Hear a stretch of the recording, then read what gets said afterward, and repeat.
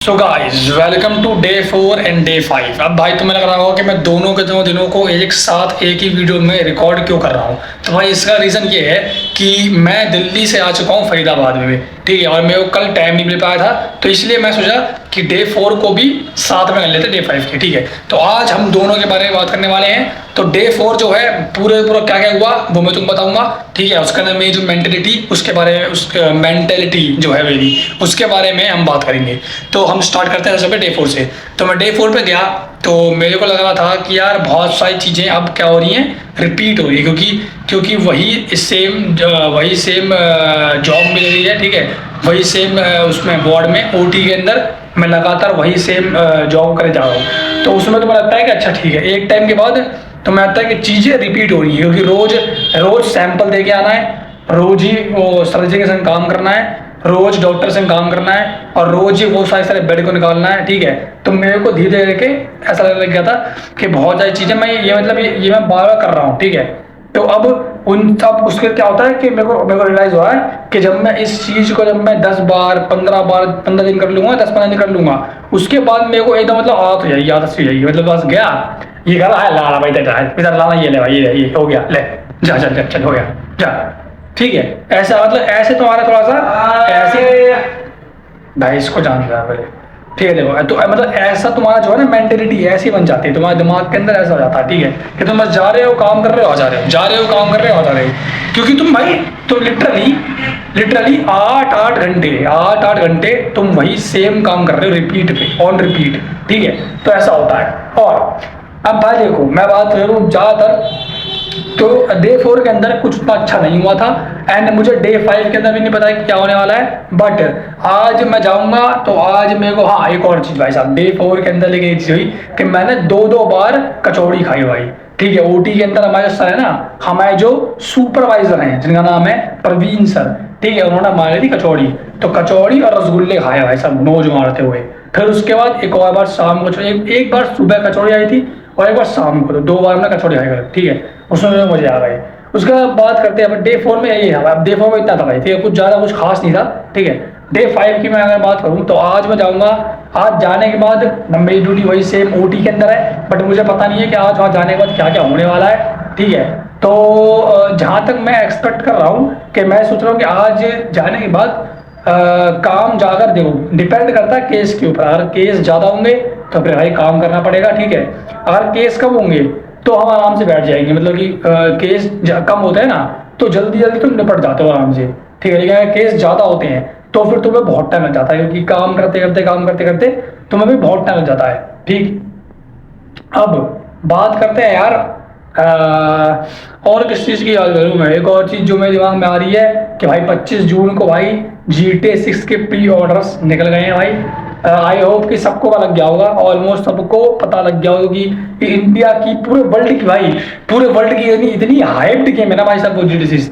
देखो मेरे को पता है कि थोड़ा सा आउट ऑफ टॉपिक में जा रहा हूँ, बट मेरे को बस बात करनी है इस चीज़ के ऊपर, ठीक है, कि भाई क्योंकि मेरे को इसके बारे में बात इसलिए करनी है क्योंकि उसी दिन मतलब जिस टाइम पे मैं जॉब कर रहा हूँ इसी टाइम पे ये GTA 6 के प्री ऑर्डर्स निकले थे, तो ताकि मेरे को याद रहे, ठीक है, इसलिए मैं डॉक्यूमेंट कर रहा हूँ इस चीज़ को भी। तो देखो GTA 6 के प्री ऑर्डर्स निकल चुके हैं, पूरे सारे लोग पागल हो चुके हैं। कुछ लोग उसके प्राइस को लेकर डिबेट कर रहे हैं कि भाई कुछ लोगों को प्राइस अच्छा लग रहा है कि भाई वो भाई मतलब 7,500 रुपये में तुमने पूरी गेम दे दी तो बहुत बढ़िया बात है भाई, ठीक है। लेकिन कुछ लोगों को अच्छा नहीं लग रहा है, कुछ लोगों को लग रहा है कि प्राइस बहुत ज़्यादा हो गया है, ठीक है। सो ऐसा कुछ डिबेट चल रही है।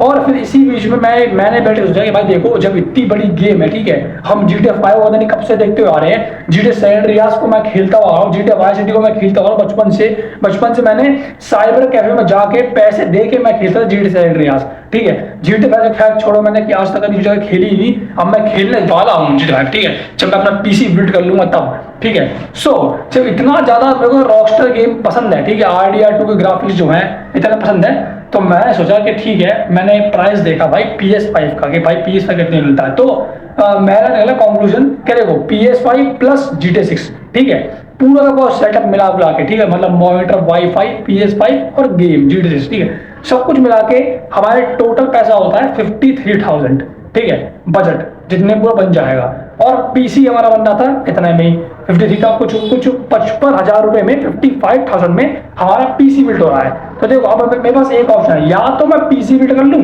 या तो मैं GTA खेल लूँ।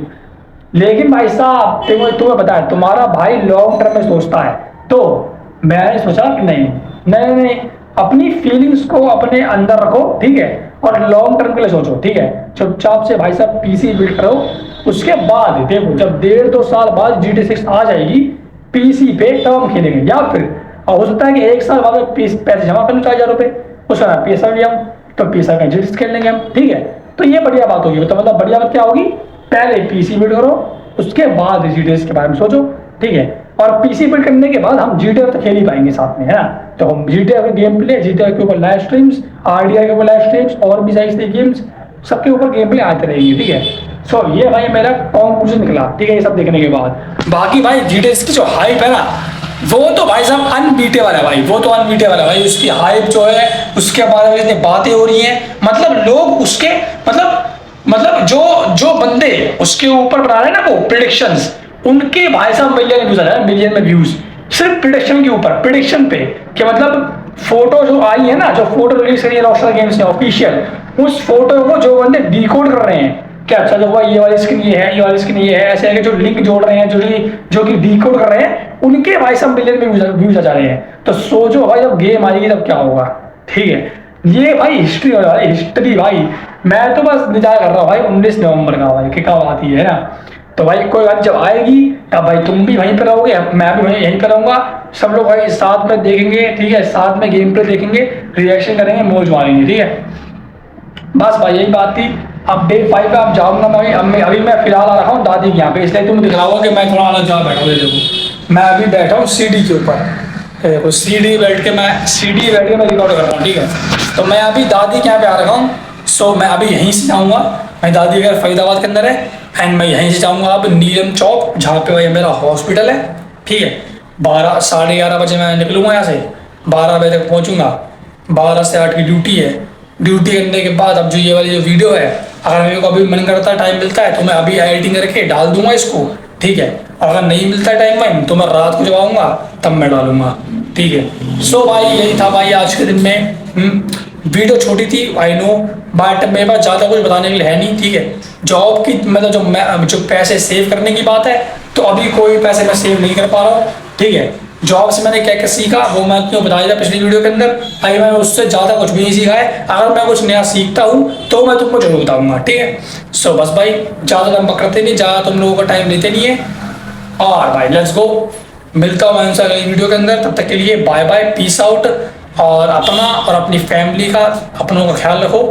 Thanks for watching.